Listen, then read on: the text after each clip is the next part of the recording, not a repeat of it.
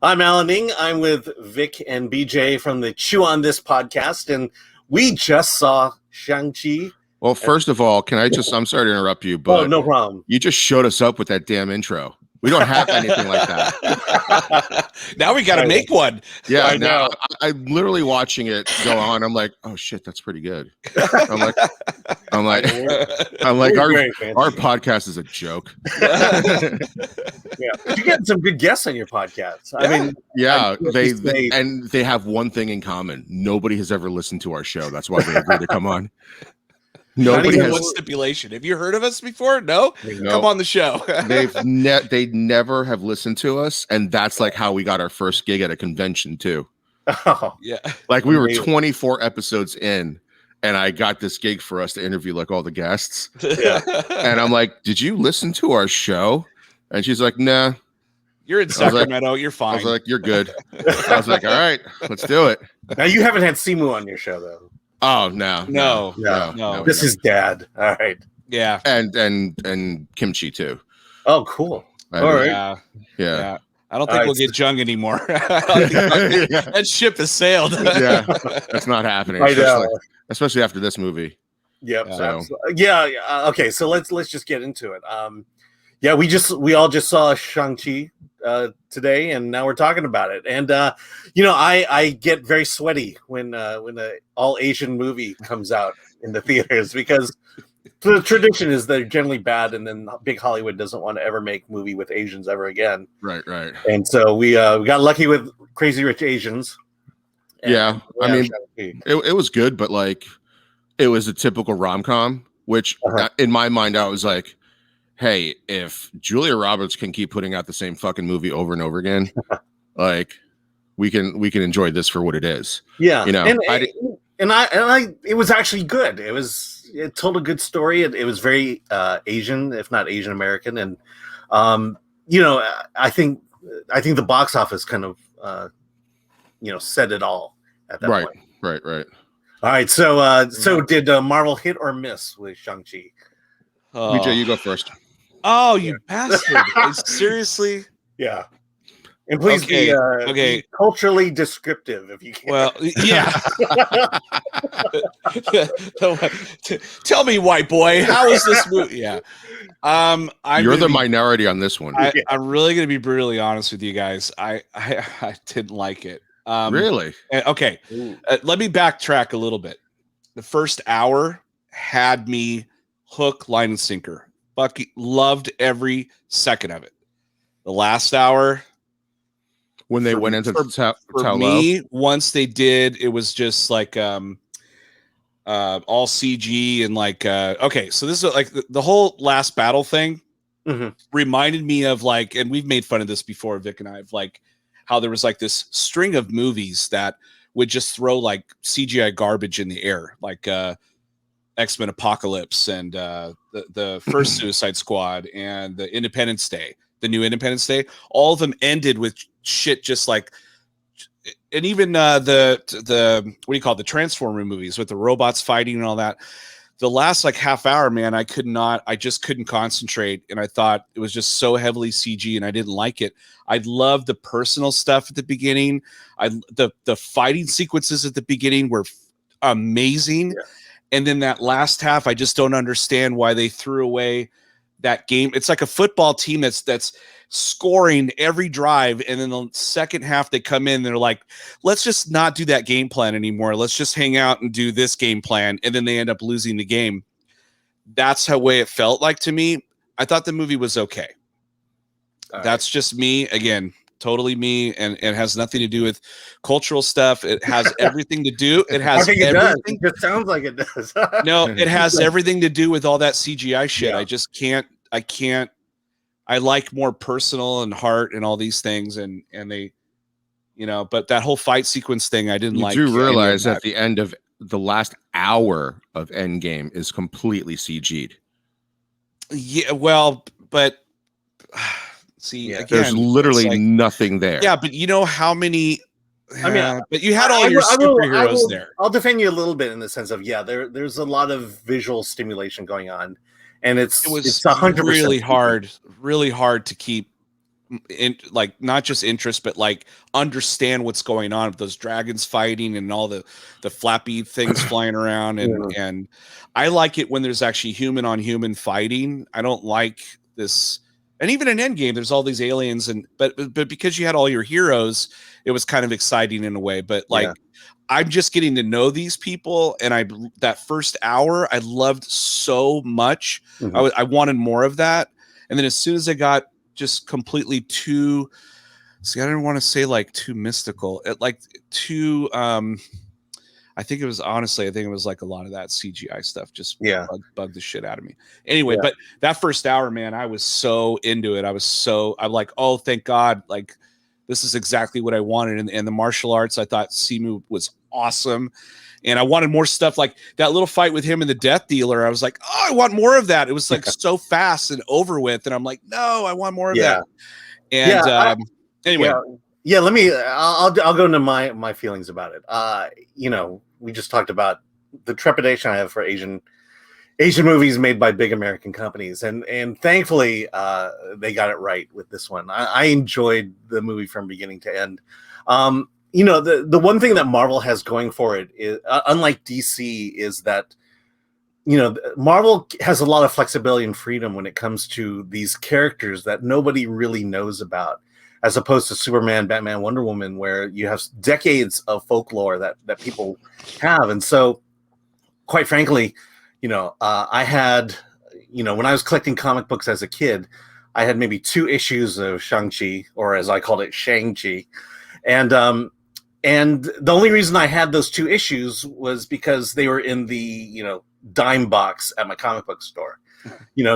This is the thing, is when they announced Shang-Chi as the next, as being part of the Marvel universe, it was like, well, I don't care, because I don't really know this character, and I know zero about it, and that's what I liked about this was, just kind of trusting Marvel to say, all right, take this character, interpret it how you want, and tell a story that feels not only authentic to me as a Chinese American, but also authentic to me as a Marvel fan growing up. And I think it really hit that. And I do like the family dynamics. And I was going to say, if anything, this movie felt like Star Wars. We'll talk about that later. So, Vic, what did you think?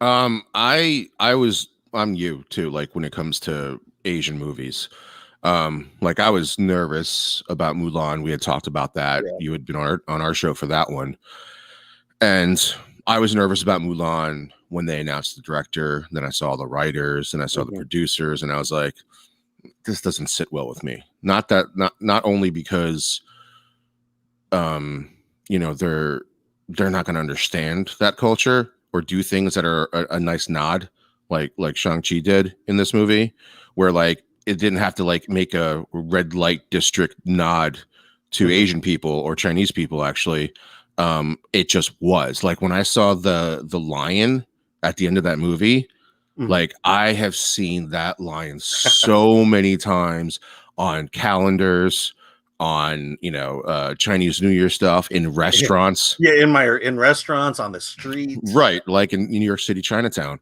and they're just there. They're just there, and I'm like, oh my God, I've never imagined what these things look like if it was real life, because you always see them in gold or green or red, right? Like statues, and they don't move. They're usually made out of cement if they're in front of the restaurant, right? Yeah. And they just always was there. I never really watched anything that was Chinese that had that in it, right? Like, at all. Like, even a shitty version of it, never saw it. So when I saw that, it was like, remember that scene in Ratatouille when the food critic tastes the ratatouille, and he goes, all these memories just come shooting back to him as a kid. Yeah. Well, when I saw that lion, all the places that like I'd ever seen it just came flashing into my mind, like the restaurants, Chinatown, outside this dim sum place, the two statues, like it just kept flooding, like just a shot of memory of my childhood, and I was like, wow, that's amazing. I mean, that's the thing, is like, I mean, we have a memory that's very, very tangible, but it's all, it's all human representations of that. But to see it actually as a living, breathing creature, I mean, I believe that's your point. It's it's more than just memory. It's like it's completing a lot of empty spaces in our minds as to what these things look like and how they acted and what they did. And even the dragons. Although I will say, very reminiscent of Raya. Oh yeah. Is like, okay. I mean, that final battle scene you're talking about, it's like, I think that happened in Raya as well. Well, I had the exact opposite reaction. And did any of you guys see this in IMAX, or was I the only one? I was in IMAX. Okay, I like real IMAX or FOMAX? No, it was real IMAX. All right, that's good because I hate those FOMAXs. But so I was in a real IMAX, and I didn't get that same confusion. Like, I've been to IMAX and saw Transformers, and I couldn't remember if Ironhide was fighting Blockade or whatever. I didn't know. But in this, surprisingly, with all that shit going on, I knew exactly what was going on. I don't know if it was because I saw it in IMAX, but there were so many details that I don't think I would have seen in a normal theater. Like the way the suit looks, like when it's on him. He pulls the case open, and it's obviously dragon scales, but in the trailers, it just looked like this weird latex thing. I'm like, all right, that's kind of lame. But then when they showed the details of it, I know the texture of it. Yeah, you really felt that texture. And I could see it on IMAX where normally I wouldn't see it on like a normal theater. Yeah. But I saw like all the ripples when he was fighting. I was like, all right, this is fucking badass. Because even in the t-shirt. Even in the water room, that was an amazing scene. Just the CG effects on that, and then to kind of go through the map room. It's to me, this was such a beautiful movie compared to all the other Marvel movies. BJ, you talked about the opening fight scene, the love fight, so to speak. It was like, I'm watching Crouching Tiger, Hidden Dragon, but done or Hero CG and perfectly. Yeah. Or like the movie Hero, right? Like with Jet Li. Like that's what I thought about when I was watching that scene. Yeah. I was like, shit, this is like gorgeous like Asian kung fu right here. Absolutely. And the fight between the parents, it was, I'm like, wow, this is my daughter was vomiting in her throat just because of all the love going on. I mean, that's how good it was. It made a teenage girl vomit. Right. No, I love that fight. I mean, the fight that introduces him to his friend. His friend's like, "Whoa, how'd you?"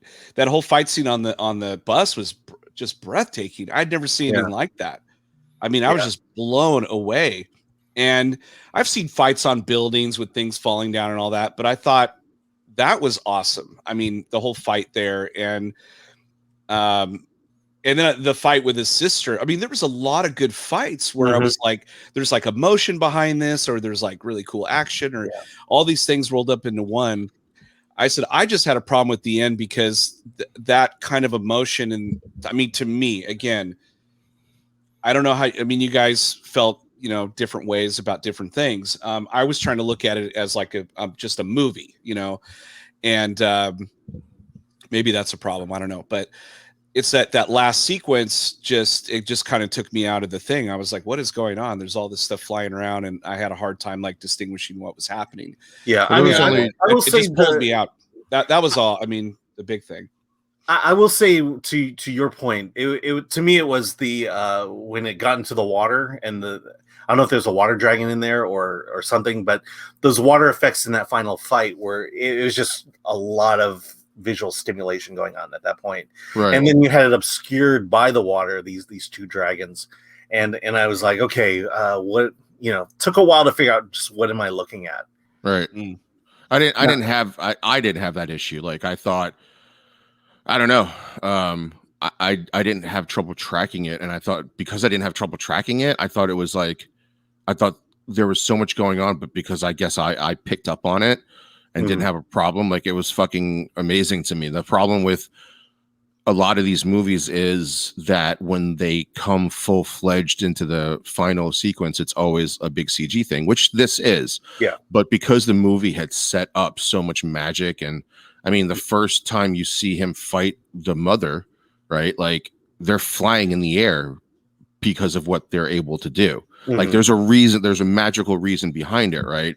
So when the dragons and the lions and all this shit, I didn't know anything about fucking Morris. I don't know what that was. I still don't. So like I don't know if that was Asian or just or Chinese or just for the movie, but I've never seen that type of creature. I'd seen the other ones. Well, not the bad the creatures, but like, you know, again, the lion, the dragon is straight out of a fucking restaurant too. Yeah. Right. It's always it's a dragon and a phoenix. Right. I mean, that's basically what I think I would have to imagine, like what women felt when they saw Wonder Woman, what black people saw or felt when they saw, you know, Black Panther. You know what I mean? Like those are the little nuances that, if you didn't grow up with it, you know, you're not going to get it. And that's why you get an Asian or Chinese director to direct Chinese folklore. And to write it, for crying out loud, too. Right, exactly. Yeah. And you know, and you know, that first hour you're talking about where he's in San Francisco with the family, and it's like, okay, yeah, I've been here before. Yeah, I've been at this dinner table. I've talked to my aunts and my grandparents, and they I mean, you got that with what was that other Awkwafina movie? Was it The Goodbye? The Farewell. The Farewell. That's it. Yeah, like that's like that. I had a better time watching that movie than I did Crazy Rich Asians. Yeah. Because like the problem with Crazy Rich Asians is because I'm not crazy, at least I don't think so, and I'm definitely not rich. So like even it wasn't too relatable to you. Yeah. In other words, But there was a lot of Asian in there. Yeah. I mean, the parts that spoke to me the most was when the mother was telling the main character, I can't remember their names, but they were telling her that, like, you know, you kind of don't belong in either world, because that's what happens when you grow up, like you're born in America, right? Like if you're like me, like I can't speak Chinese, I understand it, I can order dim sum, but like even with the thing with Morris, I have no fucking clue if that's Chinese or not. I have no clue. Yeah, I have no clue, and I didn't care. Google it. So you know, I mean, because I'm sorry, what's the name of that land again? Lo Tao or something like that. Tao Lo. Okay. Tao. To me, that was our Wakanda. Yeah. You know, it's just that this world, and I did like it is beautiful. I mean, that's all I can really say about it. It's those paintings that you saw in the freaking Chinese restaurants come to life. Yeah. How many of those Chinese restaurants did you see with that, like the type of building that it was, a river or water somewhere around it, and then there's like a dragon out on the other side. Like you've seen those paintings. Oh, absolutely. The only thing missing are the clouds. Right. And this place definitely was not overcast. You know, I mean, this is, you know, you guys had posted, you know, is this the Asian Black Panther? And, you know, I was like, well, no, but because, you know, like I said, T'Challa has been around for decades. Most people know who Black Panther is, know what Wakanda is, but no one knows anything about Shang-Chi. And, but I think they really did do a good job. It's like, oh yeah, this is my Wakanda. Yeah. And I just, and let me jump to the 10 Rings itself. To me, the 10 Rings are the best weapon in the MCU at this point. I just love the way they animated it, the way the things it could do. It just, it just, it's like, it's like, it was like it was Yondu's like arrow on steroids. Yeah, but I think this one has more physics involved with it than physics and magic, as opposed to just kind of the the arrow that wanders aimlessly through people's bodies. Right. I mean, like when they're using the rings in that fight scene, most people who don't grow up with these movies don't understand that what Shang-Chi's sister was doing was basically the same thing without the rings. Like the way that they were moving the rings around, like when they weren't on their wrist, they're flying around. Like that's literally what she's doing with that rope. You know what I mean? Like she has the same abilities as they do. Well, that's how Shang-Chi was able to, kind of commandeer half of the rings. The same thing, the flashbacks to the mother showing him, certain moves. Right. And him just repeating those. How did he commandeer the rings? Because I was confused. I saw him move around and stuff, but then it was kind of it was a callback. 10. It was a callback to to the beginning when their parents met for the first time, and basically Shang-Chi is using those moves to like counteract. It's like it's almost like an Avatar: The Last Airbender when Zuko figures out how to redirect the lightning. Like that. Yeah. Have you seen, Alan? Have you seen the last? No, haven't. Okay. Well, I saw the M Night version. No. Oh, that doesn't exist. That's my only reference to. Oh, okay. I know. It's on Netflix.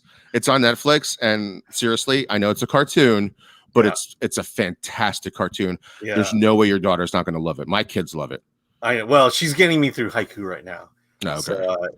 So nice. Once we'll move on. It's either going to be Naruto or Airbender. Do Airbender, and then text me when you're done with the series because I want to know. Okay, will do. All right. Let's see, another thing. I part of me was like, I'm watching Star Wars here. There's a lot. Oh, explain that because I don't see it. Yeah. Well, it's just the whole father and son thing. Oh, okay. And then especially at the ending, it's very Return of the Jedi.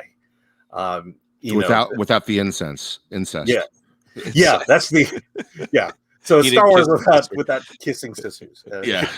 Kissing siblings. Yeah. But that's the whole thing. Is what I liked about Wenwu was that he he's not that stereotypical Yakuza type. Right. Not to mix cultures here, but that's the what I got from the trailers with that. Okay, this guy's just a big mob badass with some rings, and then you realize like when he does fall in love, the fact that he was in this case actually in love, right? And that he found he mentions it was that she was worth growing old for. Right. And then to kind of see the turnaround thing. I'm sorry, we're spoiling the movie. No. We always spoil the movies. Yeah.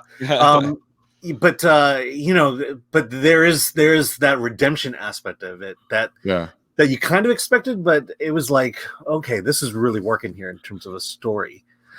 So what I was worried about was the relationship stories between father and son, and then Shang-Chi and his sister, like, and then Katie too. Like, I was worried, like, okay, these are a lot of people.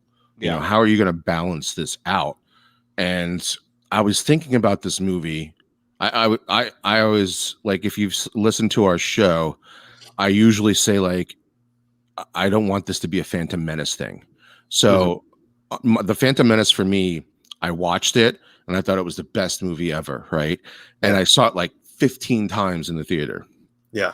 And then I felt the same way. So and then I watched it on VHS and I'm like, that's kind of boring, And the reason why was because my theater was fantastic. They cheered at all the right moments. When Obi-Wan met Anakin, they cheered.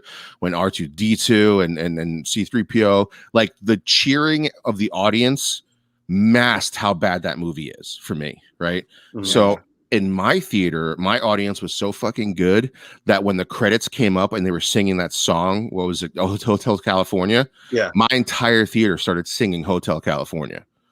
Like, that's awesome. That's the type of experience I had. So on the ride home, I was like, oh fuck, what is it? What if this is Phantom Menace? Like, what if I say I like this movie and it's a piece of crap, right? Wait, hold on. Let me just finish this. Yeah, because finish your thought. The long way around the what I wanted to say was I was like, with all the special effects and everything, this really was a story about family. Mm. Like, we joke about the fucking like Fast and the Furious family shit. Like, they ruined the word family. Right. Oh right? God. Yeah. Yeah. But like, this movie was that family that they think they're talking about.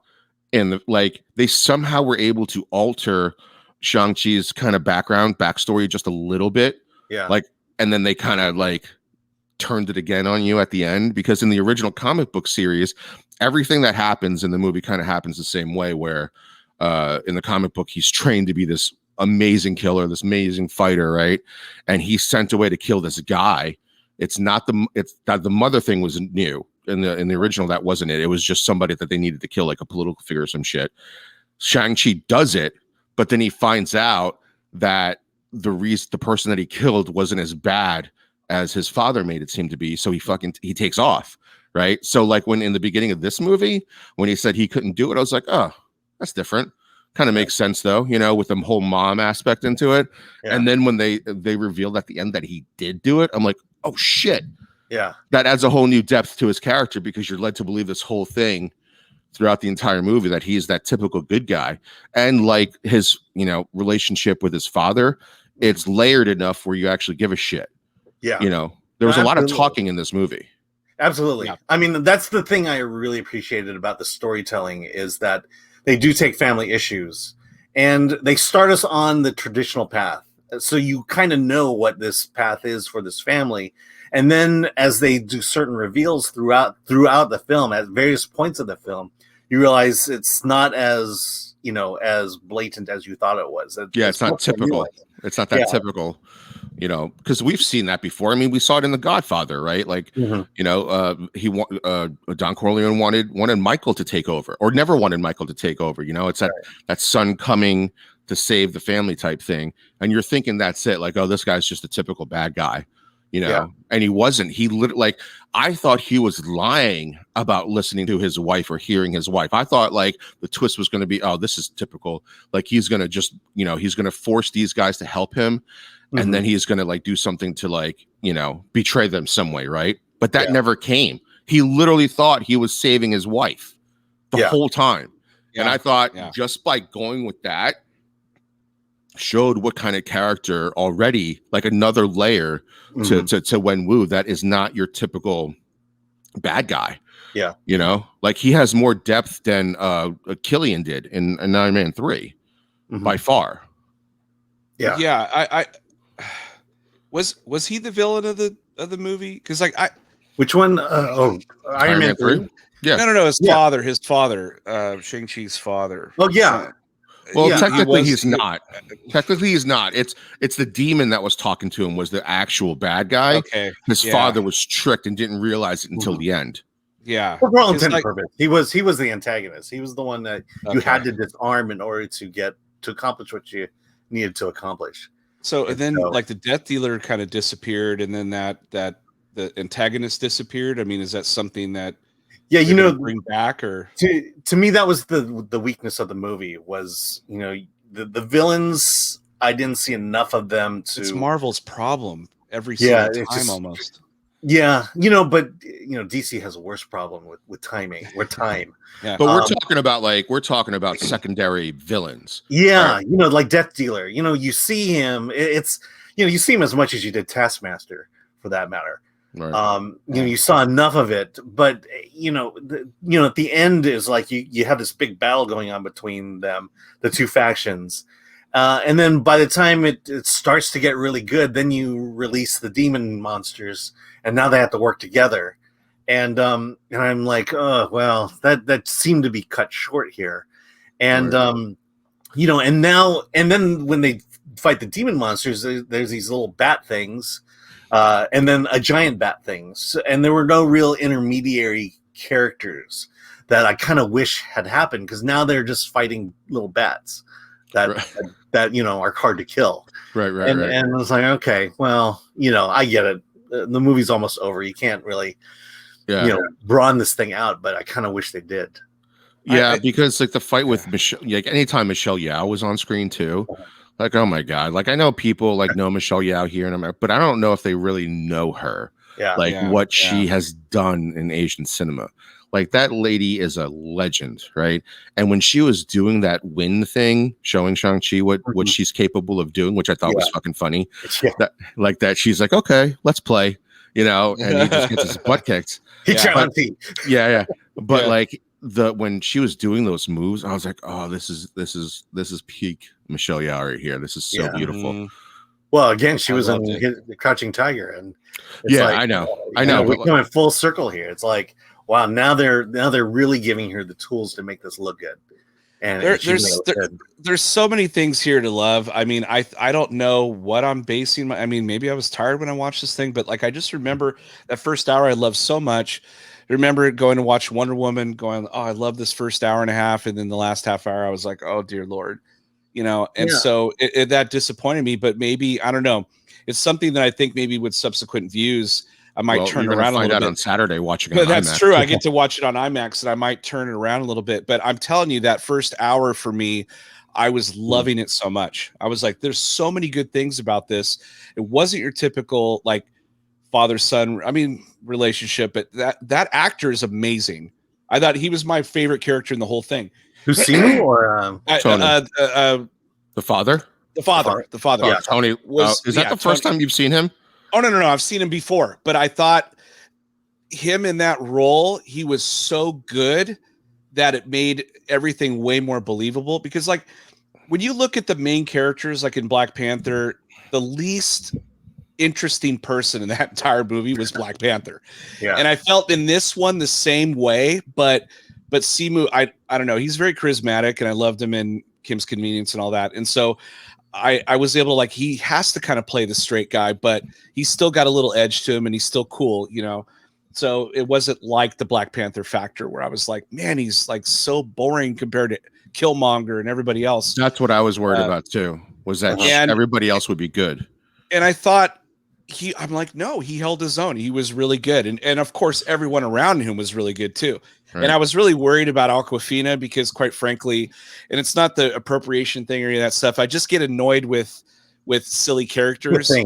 Yeah, she definitely does her thing, basically. She does her thing. And I thought, but it's a different way she did it. She did it in a different way that I was like, I could totally hang out with this person. Like this would be my buddy, you know? And so I think they did a wonderful job in the cast scene and also how they just, I don't know. I thought the acting was all the way around, but his dad, I thought if his dad would have been the atypical bad guy or, you know, twirling the mustache kind of bad guy, I would have been like, I'm out.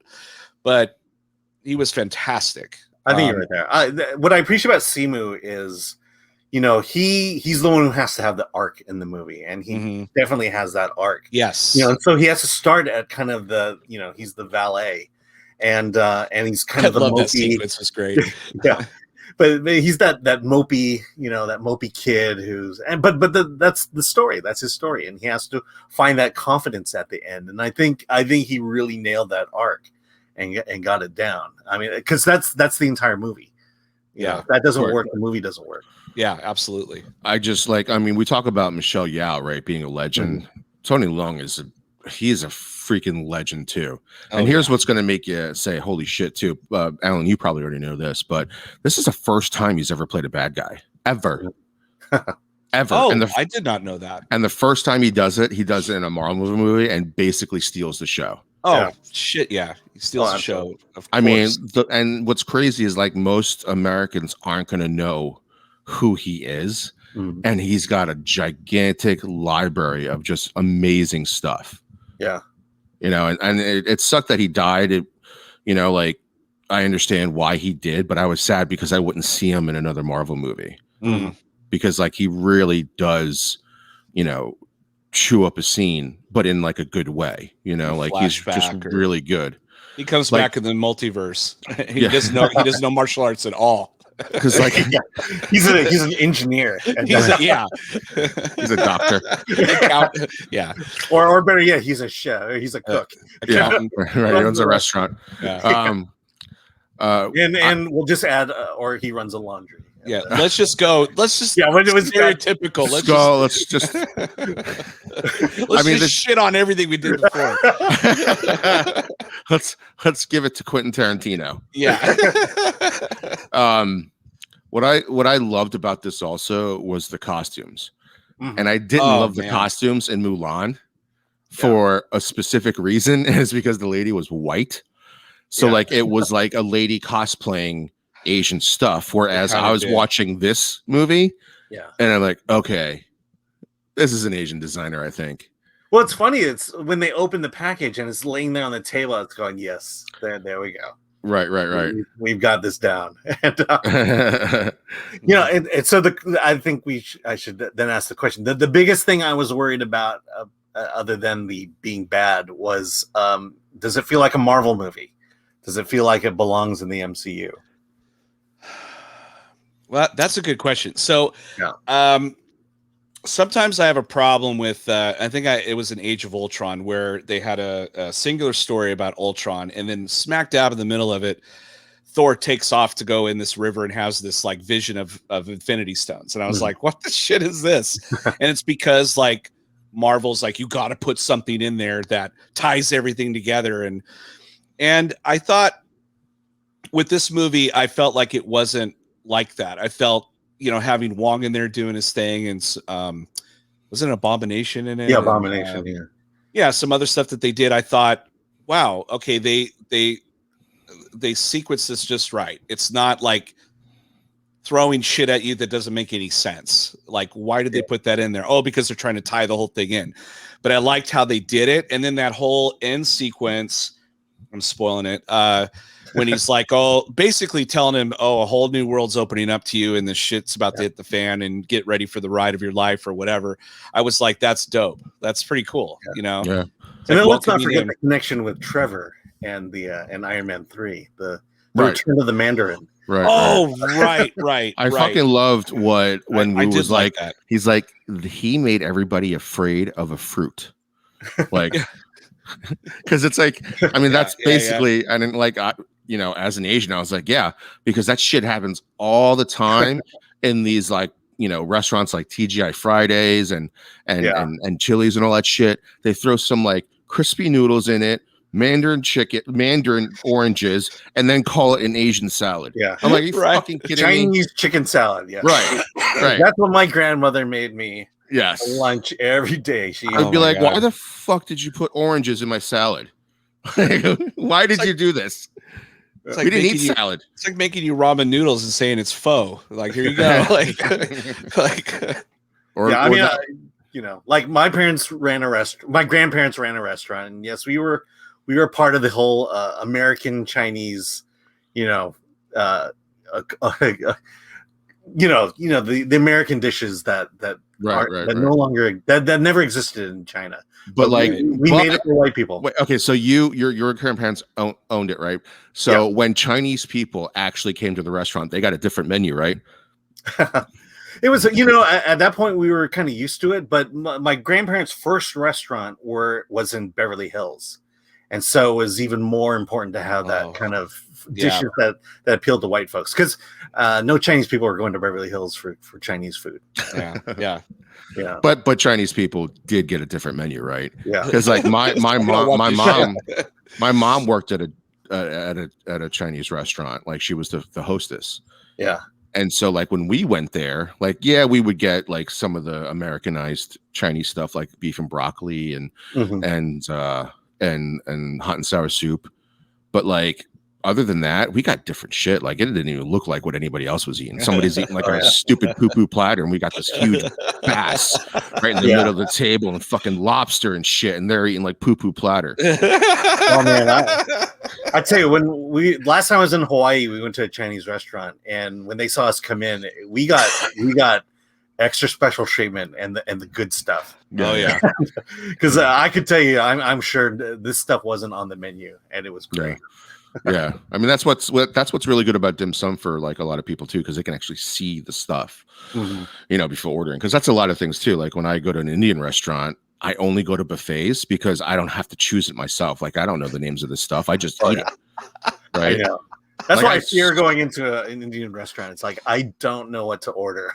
Yeah, but like I would love to, if anybody's watching the show that's Indian and lives in this area, shoot us an email and take me to an Indian restaurant and order the off the menu shit. Yeah. Because there's no way that Chinese people are the only ones that have off the menu. Oh, it's all right around. So if like the butter chicken is that good, could you imagine what the off the menu shit tastes like? Right? Yeah. I wonder if that happens in Mexican restaurants too. Probably. It must. Probably. I must. It's like for white people, it's in and out. The 4x4. It's like we got nothing. Like come over here. We'll put an extra burger on your shit. Like, I appreciate bland food like the next person. Yeah. I mean, we did grow up in America, so you can't not like, junk food, like fast food. Oh, I grew up on McDonald's. Exactly. All right. So let's talk about Simu just a little more. So you liked him. My note here is I hope he takes down Randall Park as the Asian people go to now. Randall's taken too many roles. It's time to get someone else. Yeah. Randall that was from Ken Leung. Right. Because that was what it was like with black people, right? Like before this whole diversity started taking over, and you only would get like one black person or two black people that were like in multiple roles. It was, right? We were talking about it was either Samuel Jackson or Morgan Freeman. Right? Those are the only three. Yeah. I think the last time and then finally Don Cheadle. Well, Wesley Snipes was pretty big in the 90s too. Now, I will say, I think the last time Big Hollywood had a large Asian cast, that was Olympus Has Fallen. And right. Yeah. Because it was actually because you could distinguish who the bad guys were and who weren't. But it was more Mulan that was the most recent, even though like there was. Oh, I want to say I was dead wrong on the designer, the costume designer. Mm-hmm. She's white as hell. Yeah. But I don't know what she did, but those costumes were gorgeous. They were. I mean, like I said, this movie just feels so authentic to. Well, that's what happens when you have like an Asian director and Asian writers. They can give pointers to, a white designer and saying like that doesn't, you know what I mean? But, I mean, that's when you have somebody in charge that knows the culture. Yeah, that's what's going to happen. Well, I heard stories that Michelle Yeoh had to like make several changes to the production design of Crazy Rich Asians. Oh, really? Yeah, like I believe like they had the red lanterns hanging at the big party at the end, and you're not supposed to use red. Oh, right. Yeah, and so she had them change those out. So it just goes. I mean, I think the point I'm making is, look, as Asian as I am, there's still a lot of things about my culture I don't know about. Right, and that's certainly a lot of faux pas I've made, insulting my culture without even knowing about it. Right.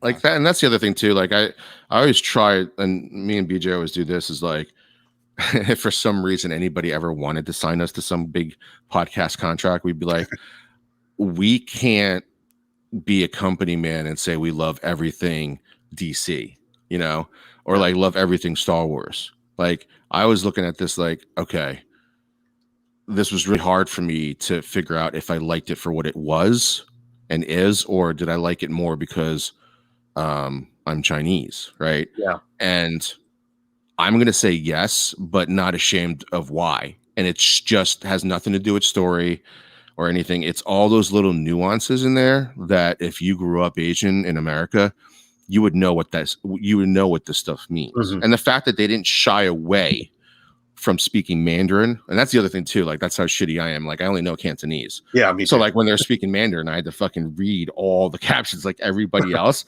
But they didn't shy away from it. They did it a lot. I liked it. They did it a lot, and I was like, that adds to the authenticism of the movie. Although I will say, in San Francisco, don't most people speak Cantonese versus Mandarin? I don't know. Every time like I went out to a Chinese restaurant, my mom spoke like seven dialects of Chinese dialects, but it was always typical like Cantonese and Mandarin were the two that she primarily spoke. Yeah, so like, I mean, I was gonna say my parents or my father grew up in San Francisco in Chinatown, and they spoke Cantonese. My dad, I think at 50, decided that he needed to start learning Mandarin, and that's when he started. Are they from mainland or are they from Hong Kong? They're from. Let's see. I'm not exactly sure. We're still working on our family history here. Okay, my parents are from Hong Kong. Yeah, from Canton. I shouldn't get into my family history here in the public, but our family is not from Hong Kong, but we are from Canton. Gotcha. Okay, so I will say that. All right. Yeah. Did it feel like San Francisco to you?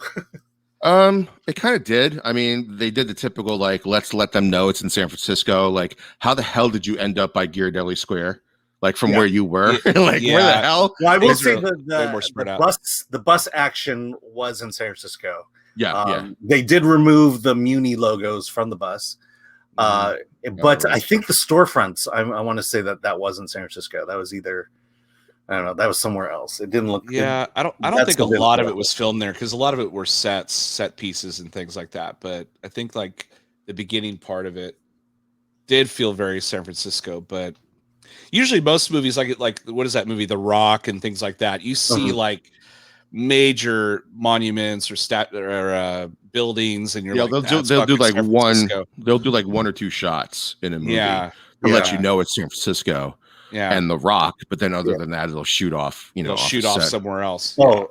I mean, Snake Eyes did that. It really pissed me off because they did this flyover shot of the port of Los Angeles, but having grown up near the port of Los Angeles, that was not the port of Los Angeles.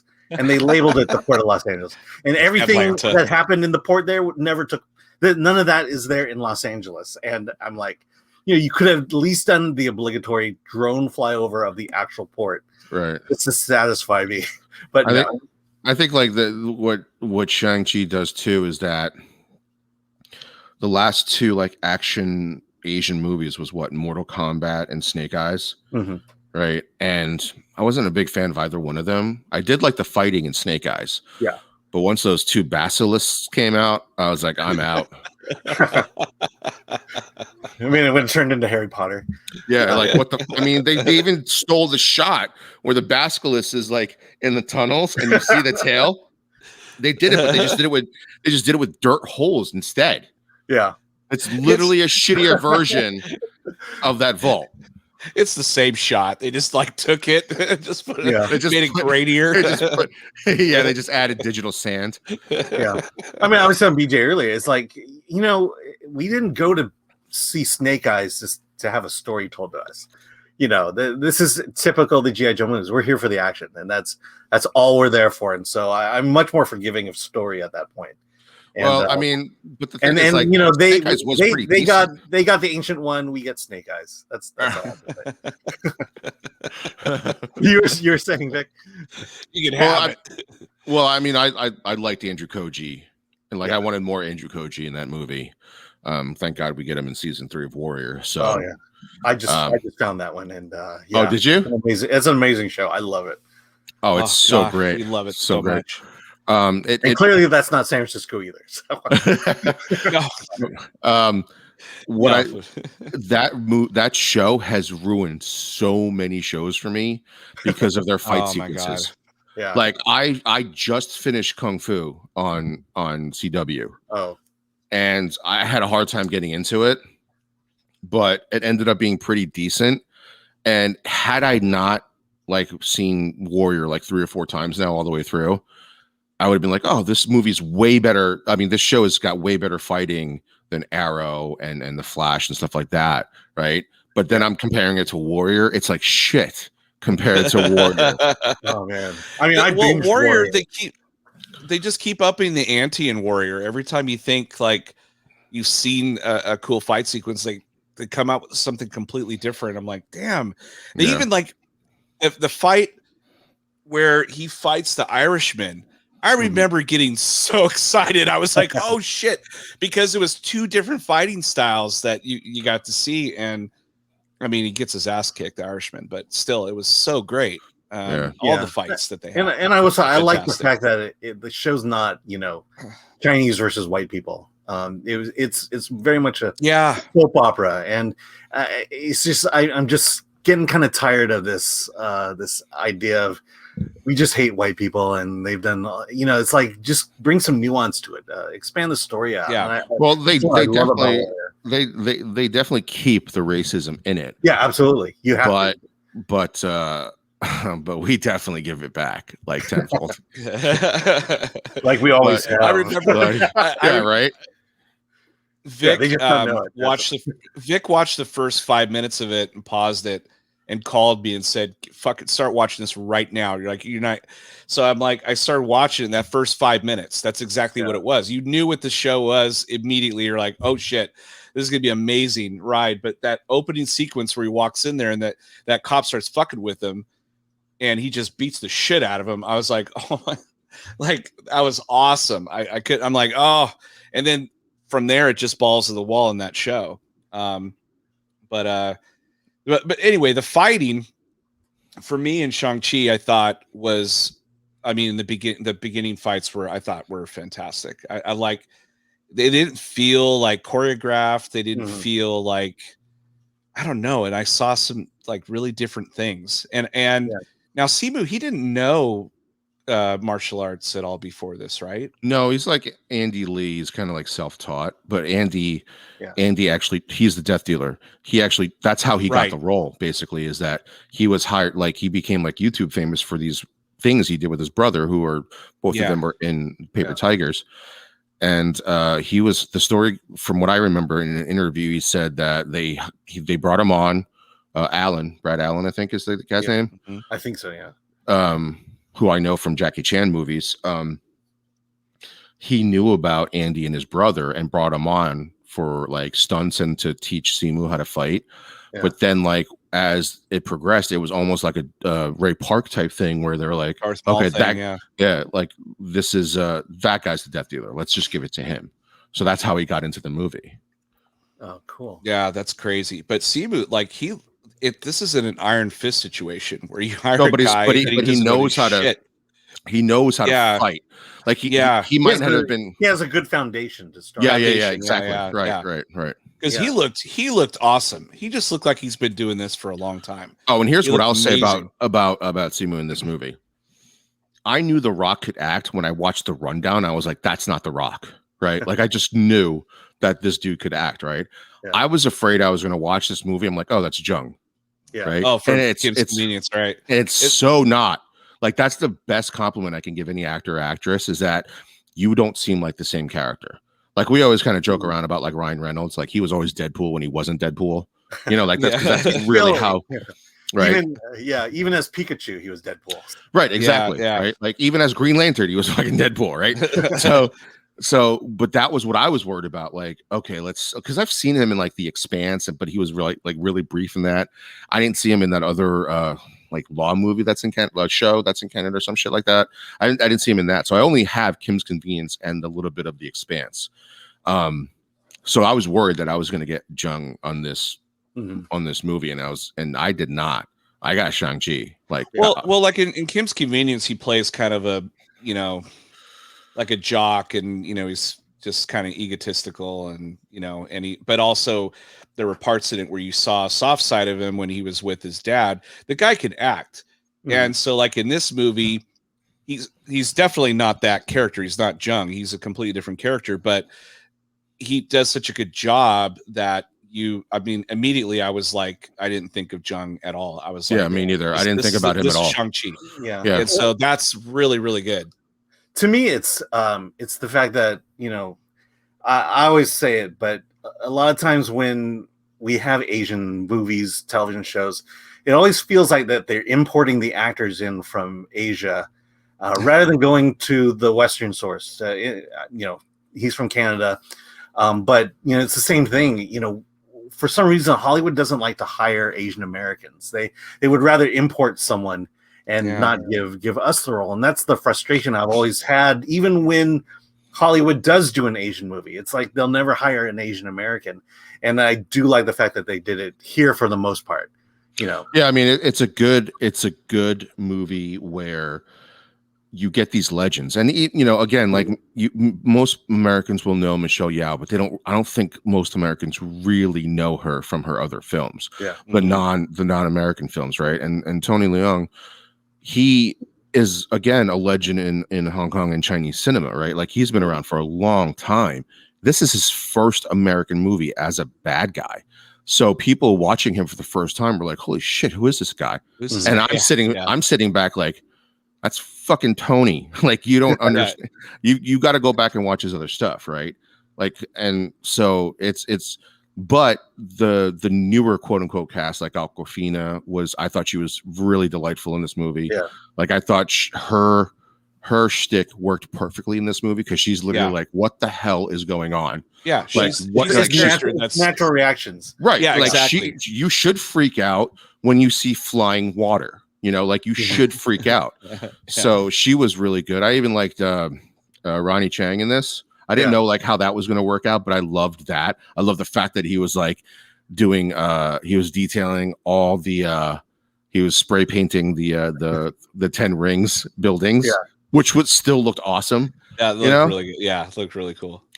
I loved the sister, Like I loved her. She was so amazing in it too. Awesome. Oh my God. The women were amazing in this film.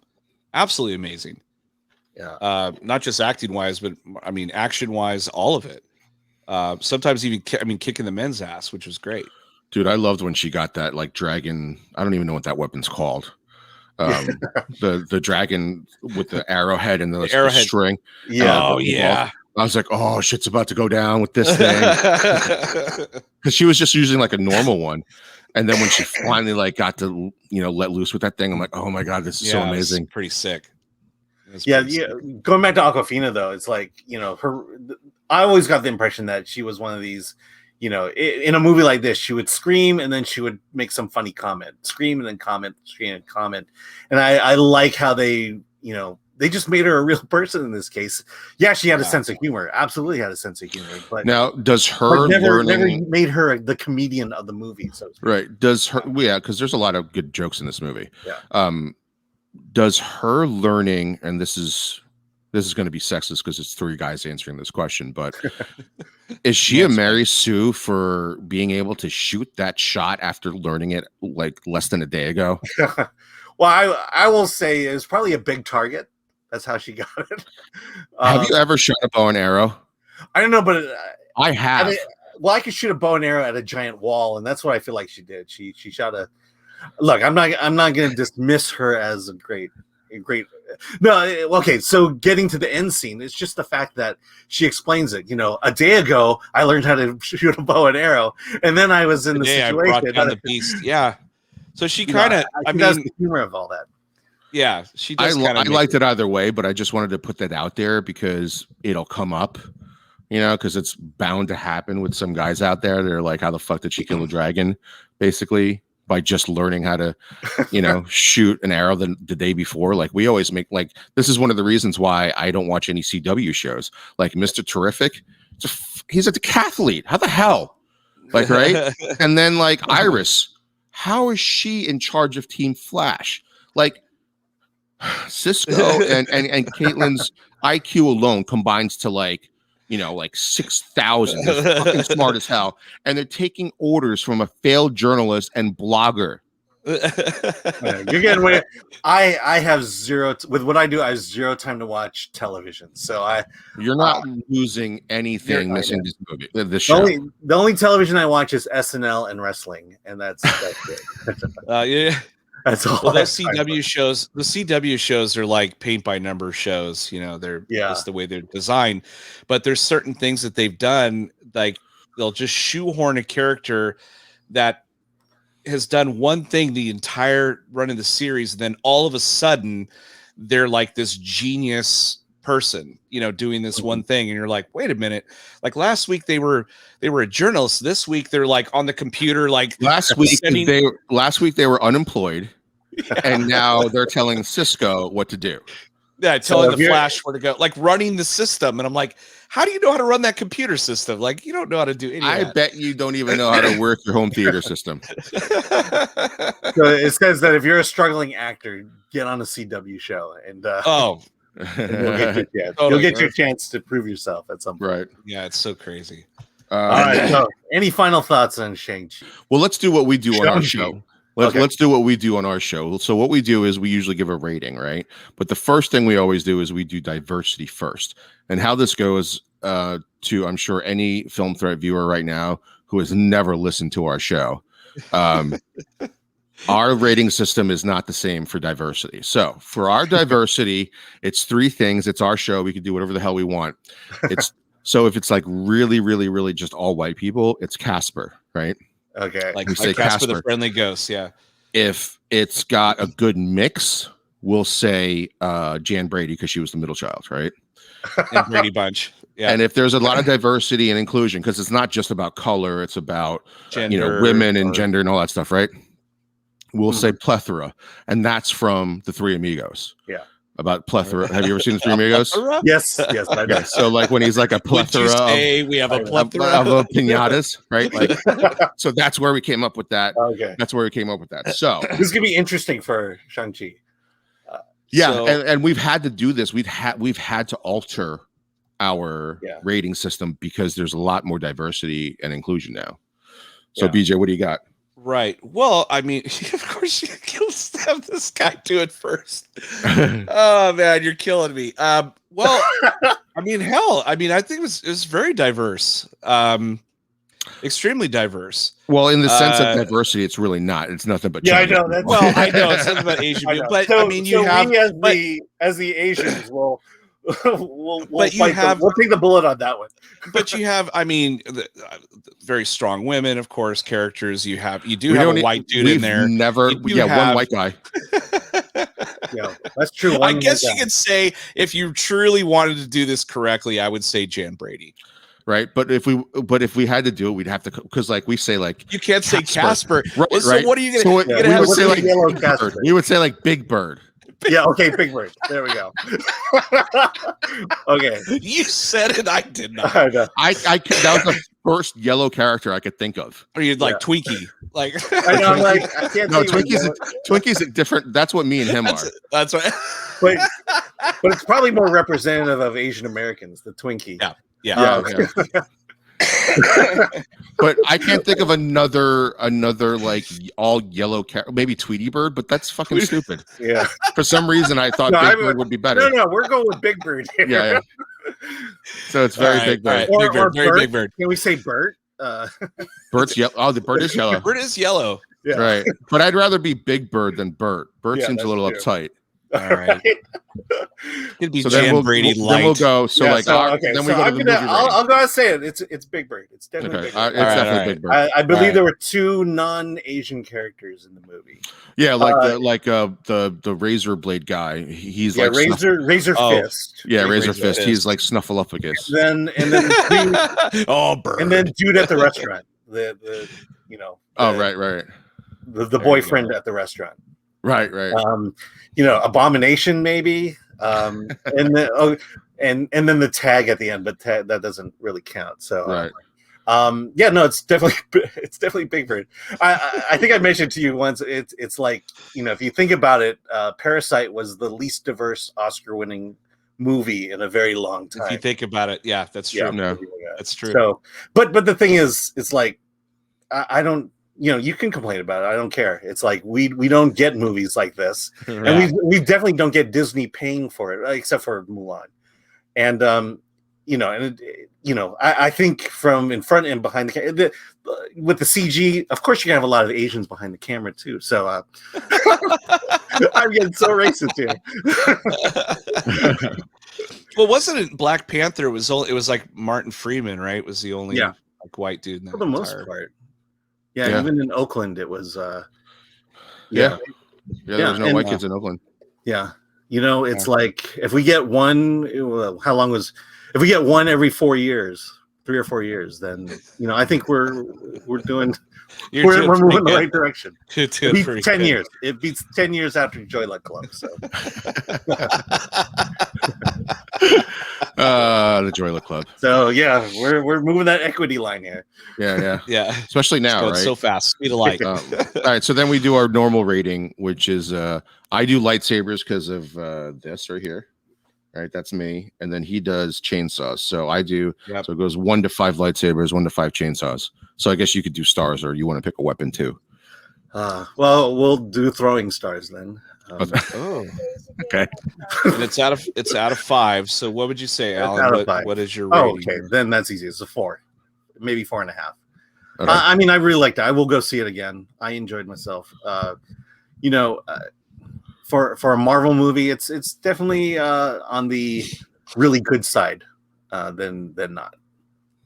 Definitely for me. Yeah. Why don't you go, BJ? Now you can go second, so you can stop bitching. I'm gonna give it. Yeah, I'm gonna give it for right now because I just saw it one time, and I'm gonna see it a second time in a couple days. So for right now, I'm gonna give it a gentleman's C. So I'll give it a 3.5 for now. All right, I'm gonna go. I could go higher. As of right now, I can't find too much wrong with this movie. I didn't have the same issues that mostly BJ was talking about with the ending and stuff. Only BJ was talking, yes. But I didn't, like, for some reason, I just was able to track what was going on. Mm-hmm. I don't know. There could have been other factors into why I was concentrating so hard. But we won't talk about that on your show. But I would probably give it a 4.5 lightsabers right now, and I'm so close to giving it a 5 just because of I just keep going back to that damn lion and the dragons, like seeing that on screen. I love seeing that. So you think it's potentially as good as Endgame? Is that what you're saying? For different reasons. Like you can give, like I can give, what's a we liked Endgame, but we liked Infinity War more, I think, as time's gone on. Yeah, as reasons. I mean, either of those. I mean, it doesn't even reach that plane. Yeah, I mean, I think we gave it 5 for, and we might have because of just like 22 movies culminating into this like. Yeah. But this one's a different 5. Thing. Like I'm not saying because like even as a Chinese American, I don't know a bunch about Shang-Chi. When he was announced, I started reading up on him. Yeah. I'm like, how the hell are they going to do this? Yeah. Like this is so like stereotypical ignorant shit, right? Yeah. And they fixed it. They actually fixed it. I was like, why isn't he called the Mandarin? And then they actually do it in the movie and they shit all over it. Yeah. Yeah, they literally shit all over it. I'm like, oh, that kind of makes, but they kind of made him into almost like a what's that DC character name? It's like I've had so many names over the Who's years. that guy who can't die? Vandal Savage. Vandal Savage, right? Kind of made him kind of like a Vandal Savage type character. Yeah. Right, which I was okay with because like again, it was pretty funny that he was like everybody was afraid of an orange. Like well, so I was looking at the comic history and me too. Other than the first run, Shang-Chi has only had maybe a miniseries.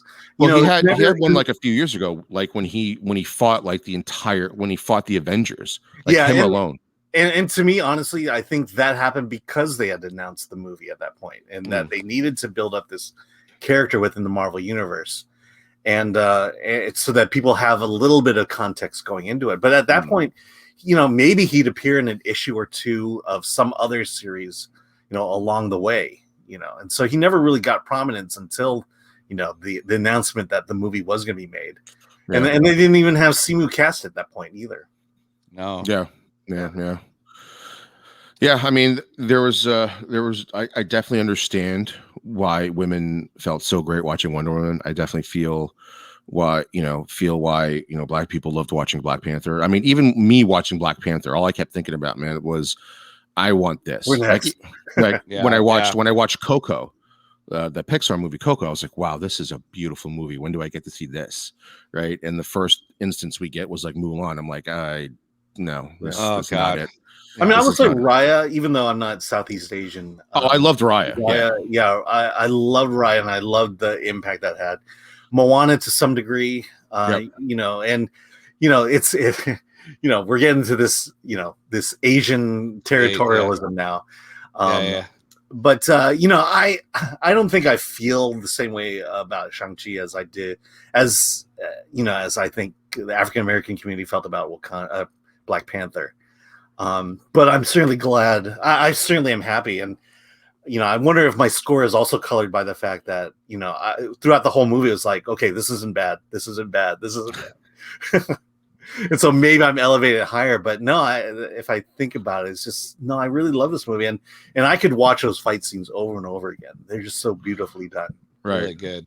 I mean, even the bamboo scaffolding scene, it's like I've seen that a lot, and to kind of have the camera up close and now it's hovering around the scaffolding that you never got in those in traditional martial arts movies made that even better. Yeah, I mean, you could see like that's the thing about getting somebody who knows. Like you could tell he watched those movies growing up. Yeah, I mean, Jackie Chan has a fight scene where he's fighting people on bamboo scaffolding, right? Yeah.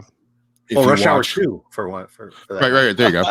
But then but then he's done it before though. Yeah, no, absolutely. But then using the jacket as a weapon.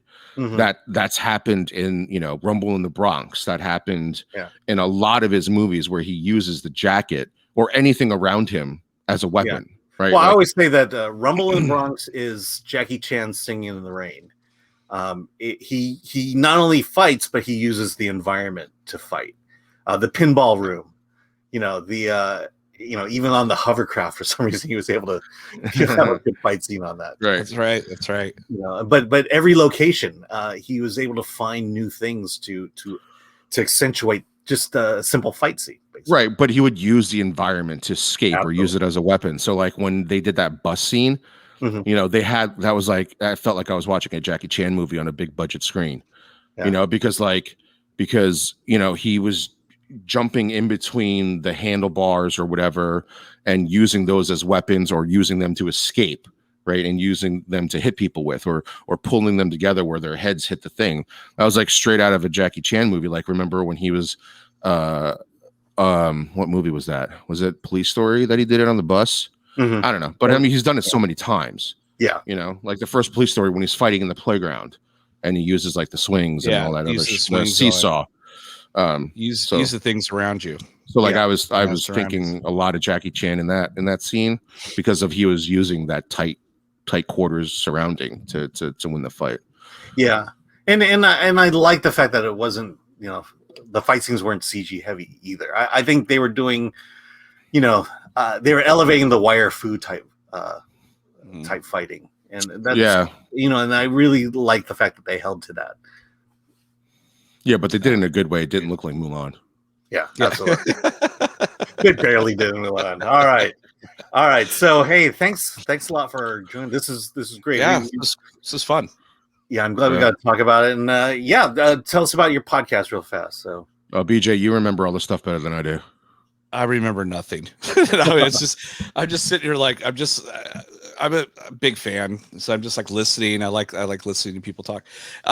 So yeah, we are Chew on This, a Nerds United podcast, and we're on all the socials. So we're at Chew on This Pod for Instagram and Twitter. We're on Facebook at Chew on This Podcast. I think that's our email as well, chewonThisPodcast@gmail.com. You can find us on iTunes and pretty much Spotify, any major, I think, podcasting app, we're there. So you can find us. Okay, well, great. I'm glad we got to do this. You know, this was awesome. This was fun. Absolutely. Okay, so yeah, be sure to like, subscribe, comment below, tell us what you thought of Shang-Chi and the Legend of the Ten Rings. And with that, let's get out of here. Are you gonna